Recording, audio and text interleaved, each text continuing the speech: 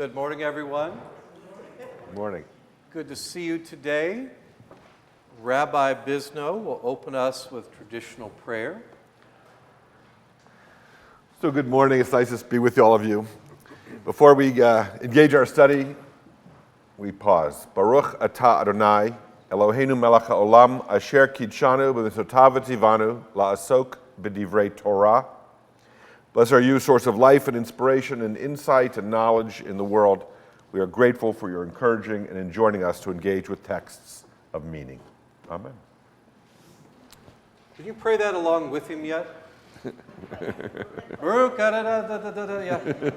It's kind of like if you hear it often enough, Lord's Prayer, liturgy, hymn, there's a rhythm to that. Like there's a rhythm to our prayer, the way it sounds to have it in your head. That's one of the reasons I keep asking him to do it, so we can learn to pray with each other. We pray through one another, like through the priest, through the congregation, but also through Aaron, the rabbi, in this case. Today, I would like us, and really today and next Sunday, with this particular set of readings, because I gave it to Aaron, he said, oh my gosh, there's like 6 or 7 major ideas in the first part. That's true. We could probably do a whole semester on just this part of the story, but we'll take 2 weeks for that.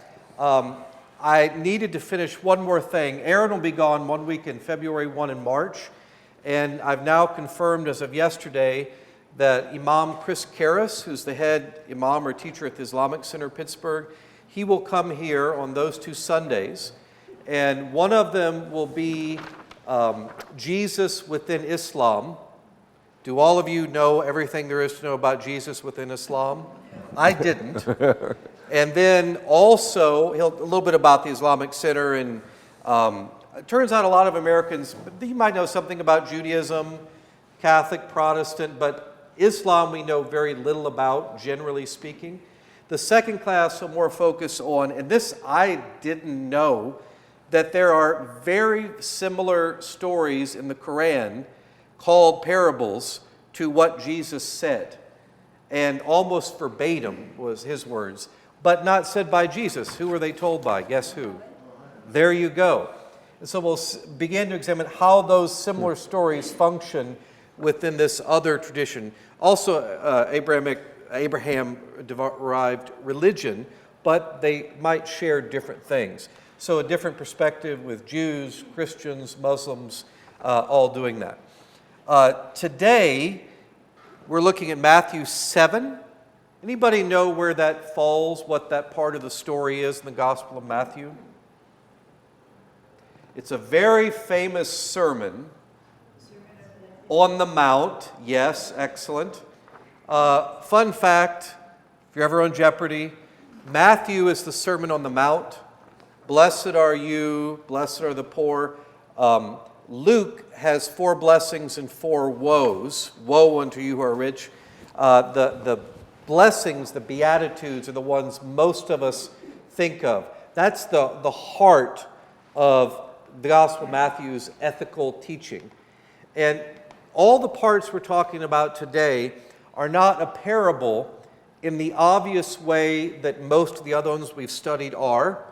Jesus said, the kingdom of heaven is like a man had 2 sons, or whatever. This is not quite so overt.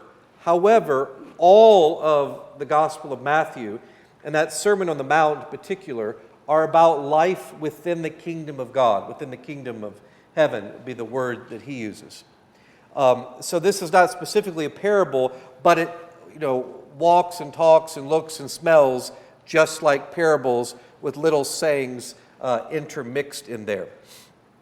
The Gospel of Matthew and the Sermon on the Mount goes through chapters 5, 6, and 7. The Sermon on the Mount, the famous part, is right at the beginning, and the rest of it, in a sense, is further teaching and commentary about what life in the kingdom of God looks like. Aaron and I were talking this morning. If I ask you, I won't point at any of you because you're on camera, what is the kingdom of God? What's the kingdom of heaven like? Think of what you would say. And probably if we have 30, 40 people in here, each of you could offer a different example, And that's very important because it's not summarized in one simple saying or one story, like a man had 2 sons, or a shepherd lost a sheep and left the other 99, or a woman lost a silver coin in search. You have to look at it from all these different angles, different perspectives, to start to get a sense of what that is. And this is further illustration, illumination of what this kingdom of heaven looks like.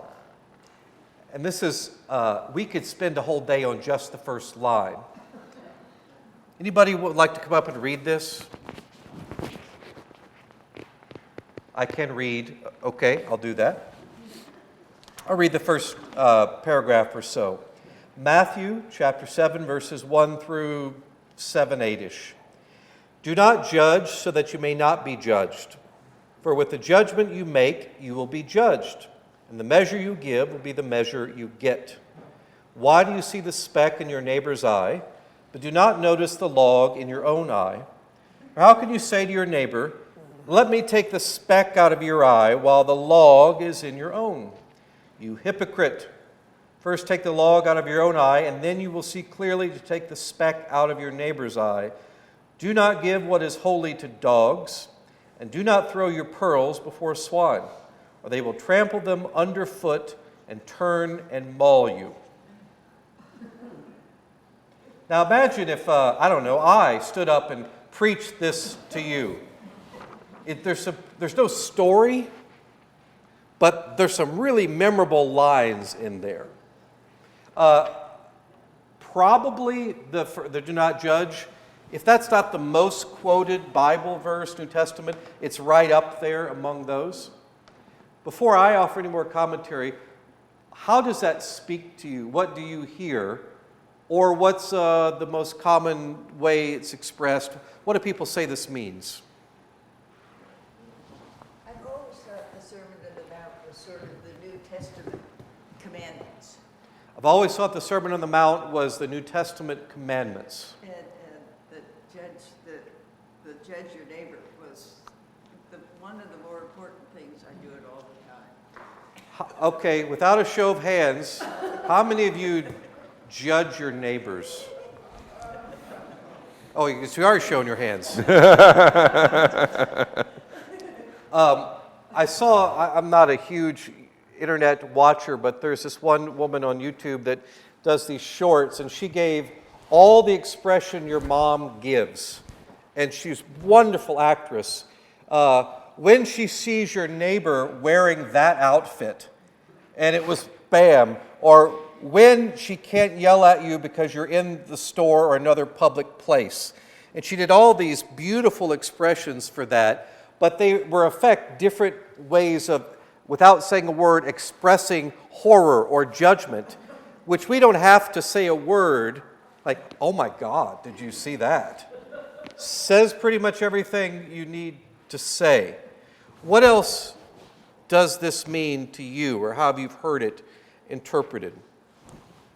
And what I'm going to get at is, I don't think that's really what Jesus intends at all. But how else do you hear this?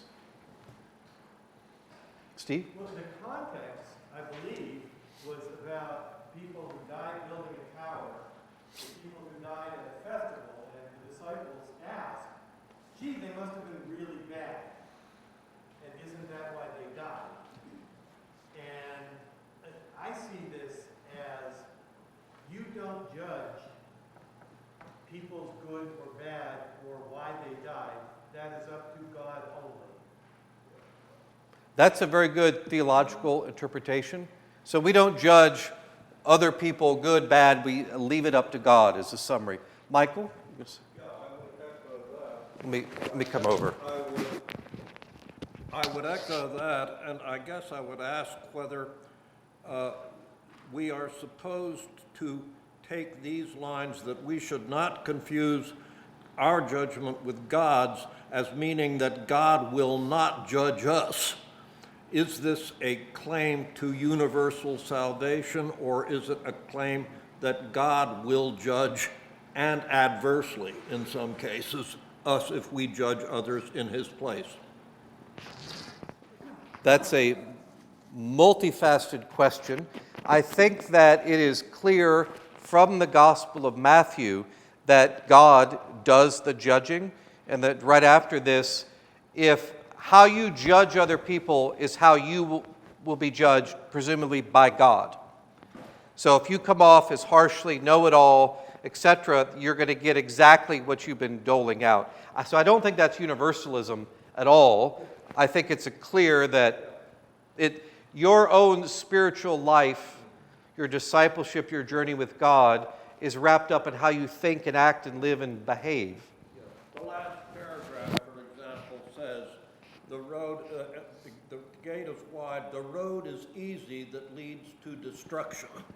And that seems to suggest to me that there will be something like damnation. Yes, I think that is implied in there. Very good thoughts. Anybody else? Hold on. I think people sometimes use this or interpret it as saying you should never ever judge. And to look at the whole paragraph, I think he's saying, okay, first look at yourself.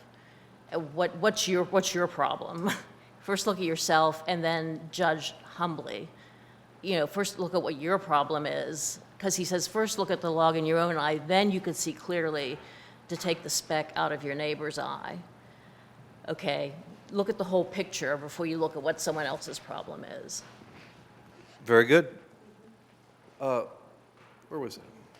Excuse me.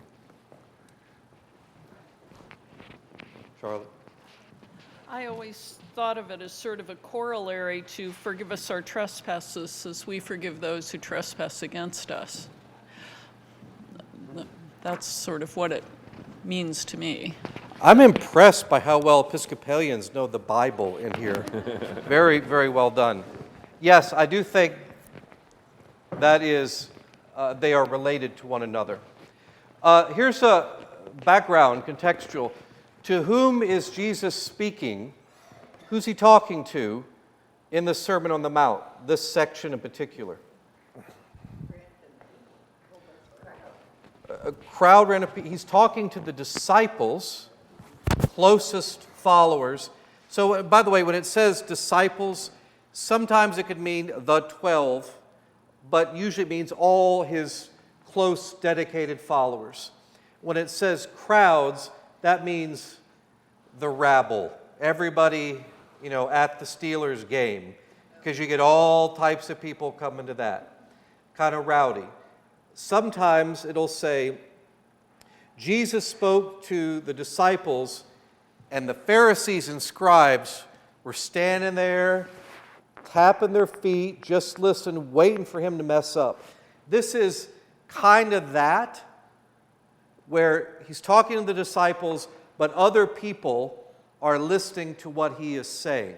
Because there's a few little, not jabs, but where he's reaching out to the Pharisees who often act, not every Pharisee, of course, is this way, but some of what he's getting at of judging other people harshly before looking at yourself. Anybody else comment? Yeah, Mark. I just think, to me, it says humility is better than arrogance. I would say that's a pretty general rule. Particularly within Christianity, humility is better than arrogance. Jeffrey. This one you read in that in the letter of James, mercy gets voted in the same formula. In the book of James, mercy gets woven into the same formula of judging. Very good. So one of the things talking about here does the Gospel of Matthew more generally say you can't judge? In no way. It has been interpreted that way. Quite literally, no Christian can serve on a court as a judge. That's dumb. That's not what that means. I won't name him, but back when I was very young as a priest, this was like the seminary talk, which to me is about the most annoying thing in my life was being around a bunch of churchy people because I felt like I was in this story all the time. I wasn't holy enough, good enough. Jonathan, what are you going to be called when you're ordained? What? Why does that matter? Are you going to be Mr. Jensen or Jonathan or Father Jensen? And I could tell right away which of those three was the wrong answer. What's that? Trap. It's a trap, exactly. Excellent Star Wars reference there. Thank you. The third one, he didn't like that. And I said, why don't you want me to be called Father? Because he had this, I want to tell him why it's wrong. You could just see the look at his face so he could correct me. Call no man father except your Father in heaven. Like, are you kidding me? What do you call your dad? It doesn't make sense if you strip the meaning of it to force it into something you want it to say. So here's another way. Everything you said, I think, is broadly true. If we take out the word judge, or let me say one other thing. All throughout, we're asked to show discretion, to show good judgment of right and wrong, what's kingdom living, what is clearly worldly or not kingdom living. So it's not that. Yes, you can make judgments. Can you judge a court of law? Yes. Can you judge whether your kid's behavior was reprehensible or pretty good today? Yeah, you can do all that stuff. That's not what this is talking about. Change the word judge to condemn. It's more accurate. Now here is one of the benefits of COVID-19. The term has come into common language in the last few years is cancel. Cancel is the word that would be used by Jesus today. Think of what that means. Like, what? That's exactly what it means. If somebody's canceled in today's culture, what does that mean? They're nobody. Their reputation's destroyed. If we can get their livelihood and ruin everything and make them have no friends, that's even better. That's what this means. Don't condemn them to hell is like the full translation that in English it's judge. So cancel them, which means to get rid of everything, because if you did one thing wrong and you're canceled, everything else about you is suddenly bad and forbidden. That's what's going on in this particular section, this particular story. Does that sound different to you? Does anybody disagree with me or say that's a crazy idea, Jonathan? You're welcome to. I will look disapprovingly at you and cancel you forever and ever and let me know that you're talking. Not really. If I think it's canceled, I think of taking airplanes. Well, perhaps it's a generational thing, yes. But that idea really carries a lot of weight and translates extremely well. So the Bible is unbelievably relevant and current in this thing. Judging other people, Stephan, did you say that? What does it say about judging yourself? Or imply, suggest? The next line starts to get to that. So remember, it is a human tendency probably to pull this out as like, oh, I love this Bible verse. That one, not so much. Let's skip that one. But to look at all the pieces and how they fit together. If Jesus probably, this is a good guess, probably all of these lines were different parts of one long or certain, if I give a sermon, you might remember part of it, but if you look at a collection of what I said over time, certain themes reemerge. Probably what's going on here. So did he say all these things in a row? We have no idea. But is it likely that these things were said in some connection, relationship to one another? Probably so.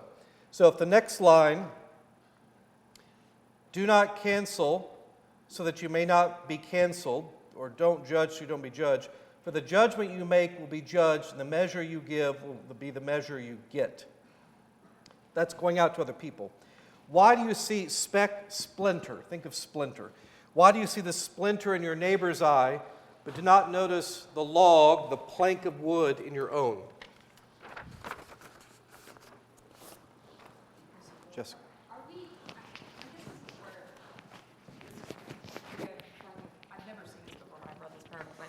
are we judging someone for having an eye injury?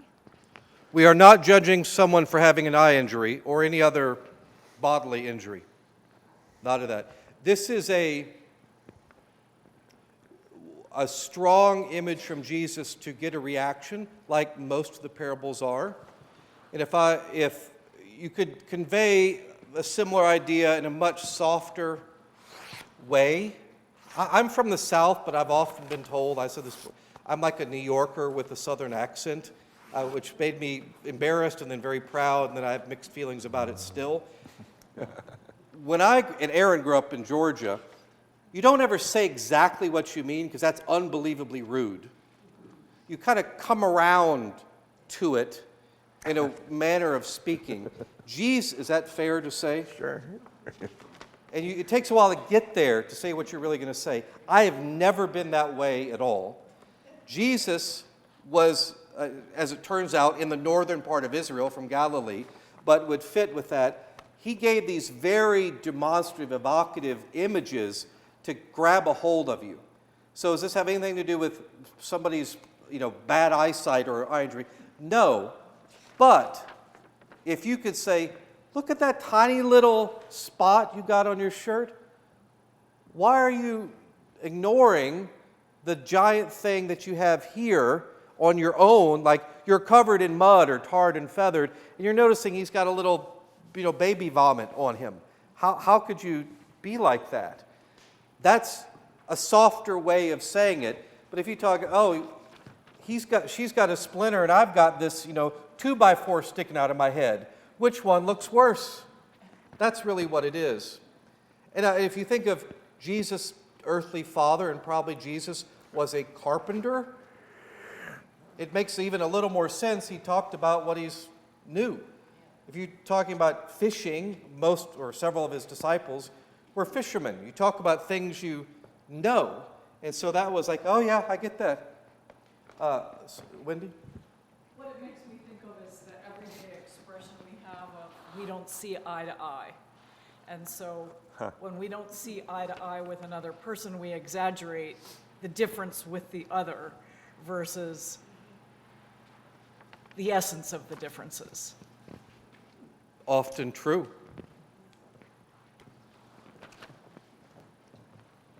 Could it be something like projection? Not to get too Jungian about it, but that we often will notice something in someone else that we are trying to reject and deny within ourselves. And so we see it, if it's a really big problem for us, and we keep denial around that, we find little instances of it in others all over the place. Everybody get that? I think that is precisely one way to interpret this. I think it's exactly what's going on. Mike. I'm quite unhappy with the translation here, take the log out of your own eye. And I think the traditional one, take the beam out of your own eye, is better because I think that as a carpenter, Jesus worked with beams, not logs. And what he's saying is essentially take the 2x4 out of your own eye. Yes. Yeah, that's exactly right. Daniel? I wanted to ask a question if there was commentary on this that, like a possible understanding to kind of layer on top of it is, if you have a log in your own eye, you could not see your neighbor truly. So, I mean, you couldn't even...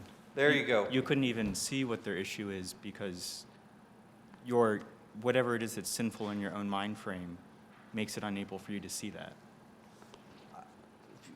Put your two ideas together, and now you're really I think we're getting there. It has been my experience, and I'm not a psychologist, but I've heard a whole lot of people and seen a lot of crazy over the years. When something good happens to me, I earned it.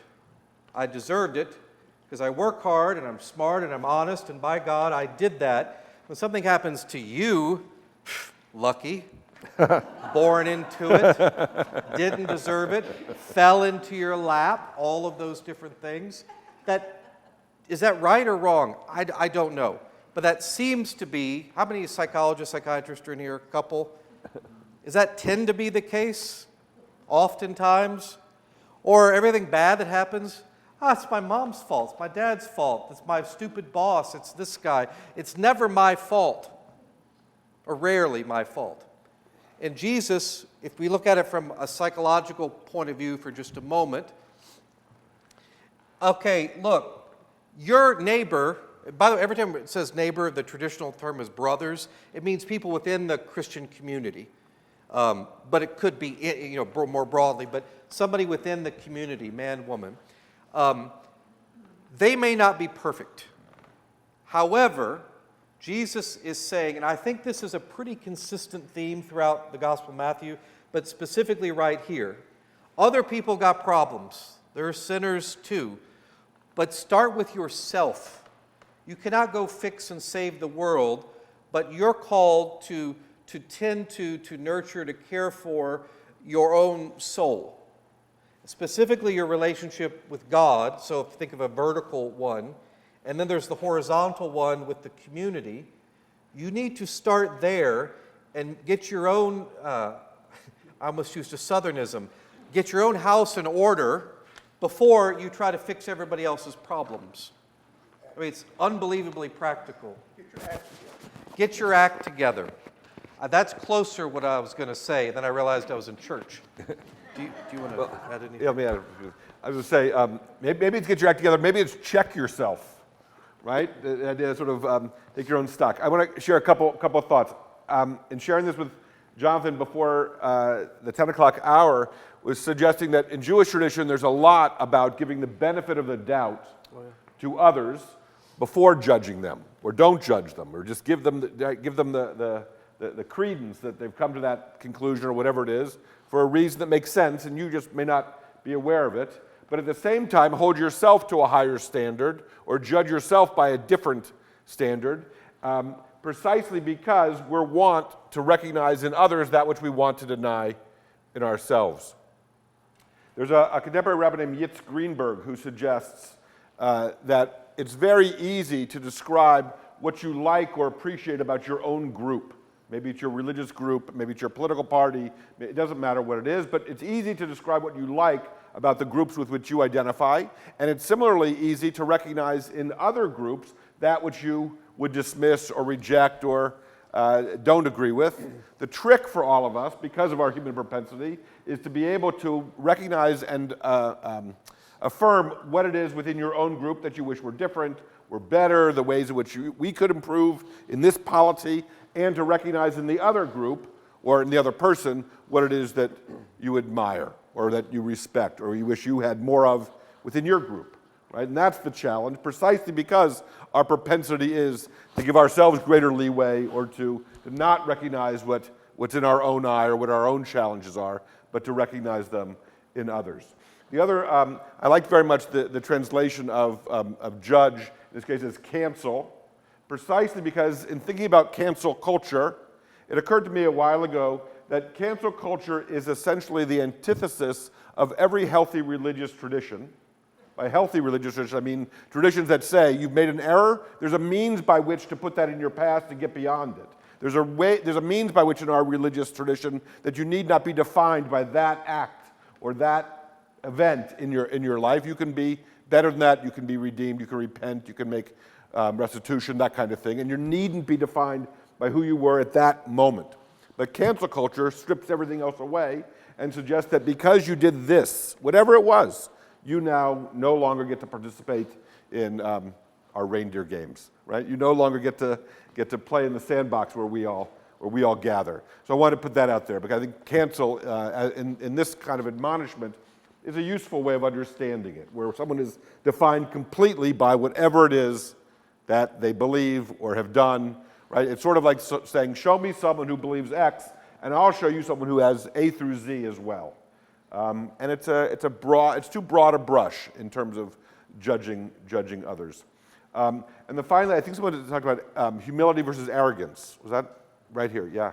I think that humility plays an enormously important role in our locating ourselves in relationships with others, and in particular, to be in relationship with those with whom we disagree, or being able to hold it lightly enough to better appreciate who this person is, such that they come to that they come to that belief rather than define them exclusively in one dimension, in the same way as we would reject that.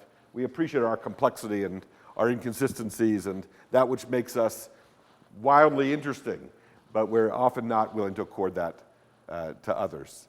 So I think these are human propensities that the parables or the Jesus is speaking about. Why do you think then that there's such tribalism going on at the moment now in our culture? It seems as though it's I'm right and you're wrong and there's nothing in between. And it seems to be fairly prevalent. Do you have a 30-second answer for that, Aaron? So I think it's demonstrably true that it feels like it's radically different than was the case. In order for me to be right, you have to be wrong. There's not an awareness that there are multiplicities of truths, or that we can allow that we have these differences of opinion. They've been heightened, certainly, and now. It used to be that we would joke, well, you watch this 24-hour news channel, I watch that 24-hour news channel. But now we appreciate that all of that tribalism or those different encampments have sort of metastasized so that people are really dug in and see it as a zero-sum game. If you believe this, then I have to believe the other, right? Or there are only two ways of seeing it, my way and the wrong way. And that's just the antithesis of the way in which communities work, relationships work, which is why it's so maddening, I think, right? Because the truth usually is in the middle. Viv? Sorry to break the fourth wall here, but I don't think in terms of Hold on, Viv. I wanted to say on the subject of, there's more division now, or people just don't get along, because there's been a lot of misinformation and very extreme politicians, it's sometimes hard to come to middle grounds when there is no possible middle ground because the two ideas are completely separated.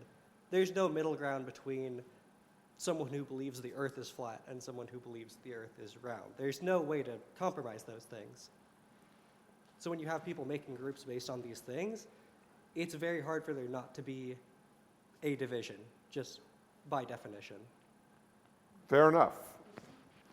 Let me I totally accept that point. I'll ask it again. Aaron, do you believe Jesus is the Messiah? I don't. You don't. Do you think I believe Jesus is the Messiah? I know you believe Jesus is the Messiah. I do. And my friend, and a whole bunch of other cool things. Does that mean that we cannot have any conversation or dare friendship? I think part of the issue is people don't see that you can. I don't know why I'm behind the camera. People don't see that you can do that often enough. Aaron's had a statement multiple times, because I'm right doesn't mean he's wrong, and vice versa. We just don't think that way right now. I think that's a very important gift that people of faith, Christians, Jews, Muslims, others, can model for people. Here, let me hit another theological point while we're on it. In the Bible, specifically the Gospels, faith is what? How would you define faith? Something you believe but can't see. Something you believe. Think of it, not necessarily just something that you believe but can't see. Trust. I base my life on is a simpler and perhaps more helpful way to think about it. I rely on this. Just like the sun rises and I know my dog loves me and the things that make sense of the world to me. That's what faith is. What's the opposite of faith, according to the Bible? Excellent. It's doubt. That's not what it is at all. It's fear. And what I could make a case over time that fear, if not the dominating emotion in our culture right now, if it's not number one, it's way up there for a gazillion reasons. And that is the opposite of faith. Am I trying to unchristianize, unjudaize, sort of adverb, it is people? But when you don't have that, it's easy to succumb to fear. People of faith do all the time. But that is, I think, a way to engage reasonably, respectfully with people across differences. If we have faith rooted in that, it means we don't have to be as fearful that, Aaron might be wrong about other things, but he and I can agree on lots of things. I could be wrong about all sorts of stuff, but yet he still likes me and wants to teach a class with me. There's a sense of faith. I know he's going to show up. I know he wants me to do well. I know we'll enjoy it. And I never doubt any of that. And because of that, I'm not afraid to get up here and do this. Now think if you could apply that across just your life, but across the world, I think that's one piece that could help make the world better, less fearful, which would create less division. I'd be glad to listen to a psychologist about this. In my experience, when somebody's afraid, you can't have often a reasonable, rational conversation because they don't think in their right mind. They're scared. They react to things. And if you have faith, you're less likely to do that. That's a generalization. But if you think of your own life, when you're afraid of something, you've got to deal with that fear right then. And that makes it very hard to say, maybe I was wrong. Maybe I have a problem. I got to, something I got to work on. My own stuff, my own log or 2x4. Maybe Aaron Splinter's not such a big deal after all. I was going to, I like the idea that fear is the opposite of faith, but I was going to volunteer that perhaps certitude is the opposite of faith as well.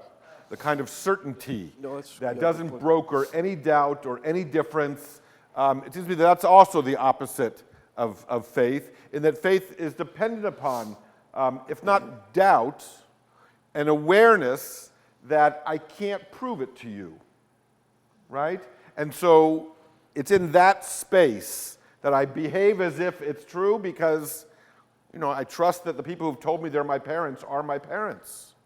But we actually haven't run the DNA as far as I know. I got some bad news for you, Aaron. You're adopted. Could be, right? Or there are things that I have faith in that I can't prove to you, right? But they're still part and parcel of something I need to continue to work on because it's not for certain, or it's not a kind of certitude. Okay, Jeff.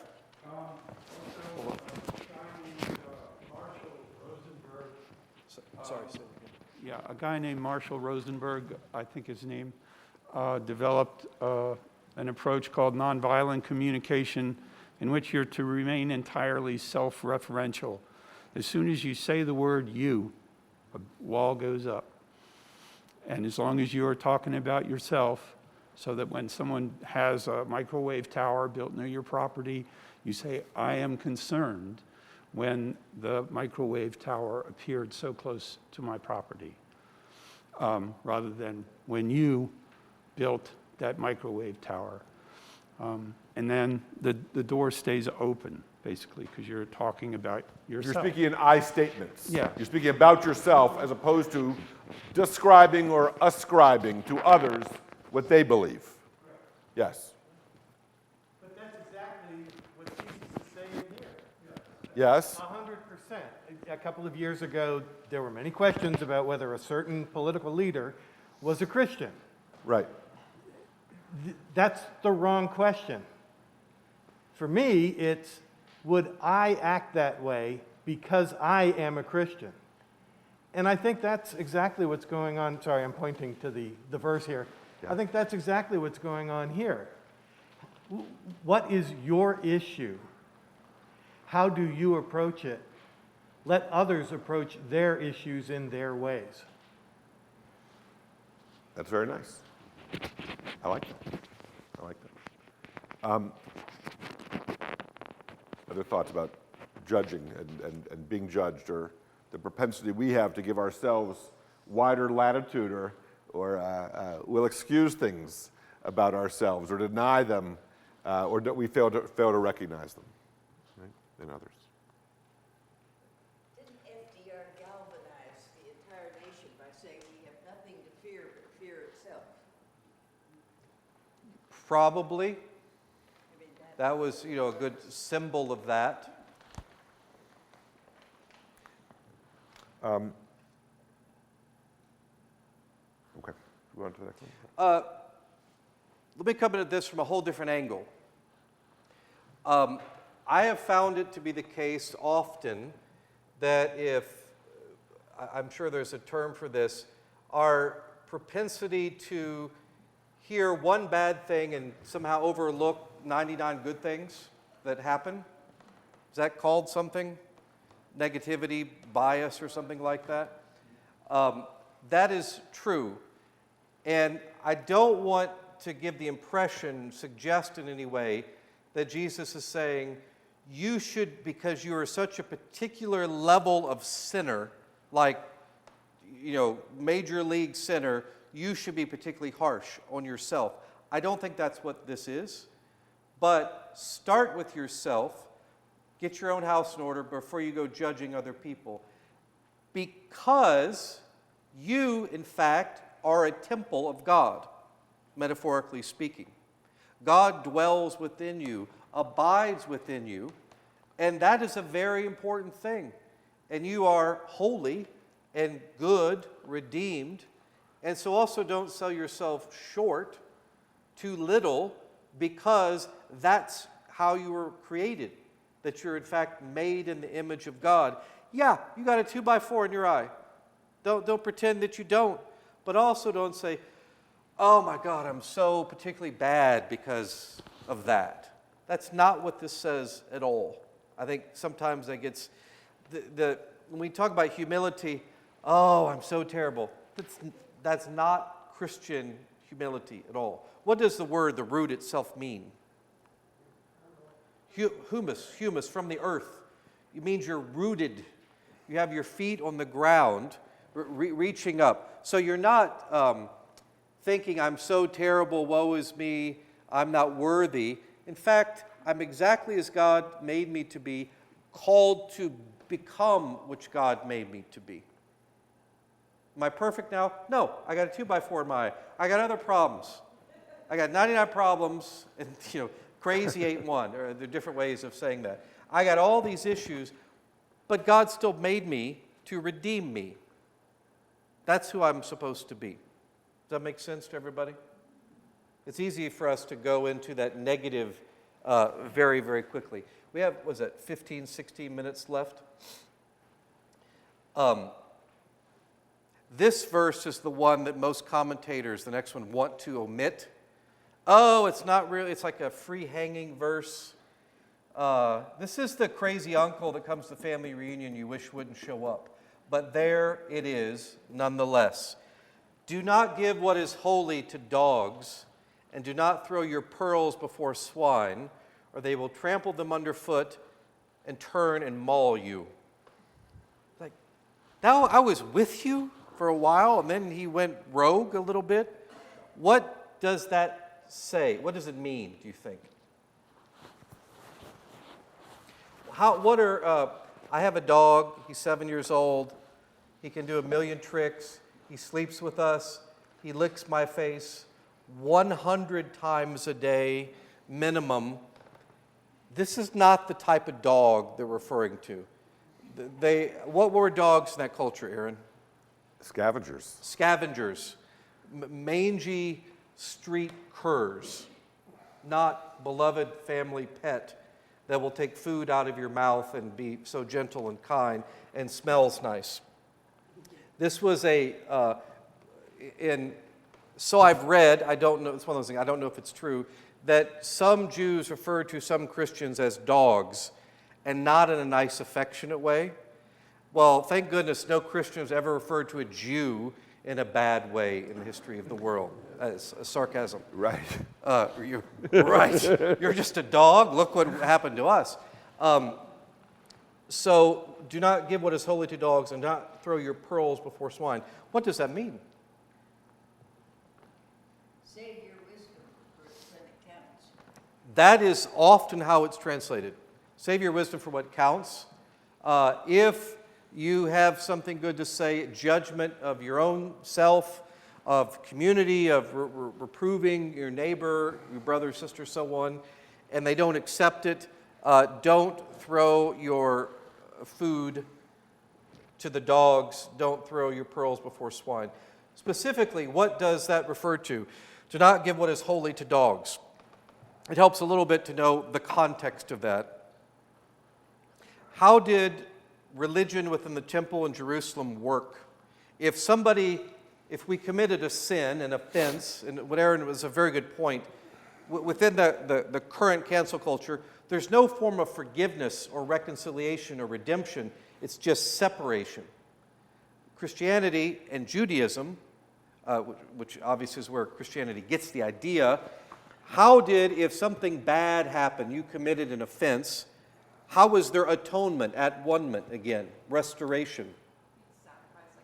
You'd sacrifice an animal. The blood of that was an offering to God in the temple. I mean, there was literally a place where it happened and that would run out. And by the way, you notice the connection. Jesus is the Lamb of God, sacrificed for the world, his blood spilled out and so on. That's where that comes from. But if you have a sacrifice, a lamb, whatever it may be, to God for reconciliation, for forgiveness, you wouldn't take the communion host and just throw them out. It's holy, it's sacred. Don't take what is sacred and just disregard it so cavalierly. Don't take your life, which is sacred to God, and I hope sacred to you, and treat it like crap thrown to the dogs. In fact, it's very, very important. It matters what you do. So tend to that, nurture your own soul. In the same way, I didn't eat beef or pork for 2 years until 2 weeks ago for moral reasons. But I will tell you, when I had bacon for the first time in 2 years, it was a revelation. Oh my God, this is so delicious. How could I just don't understand this, throwing your pearls before, but within that culture, what were pigs?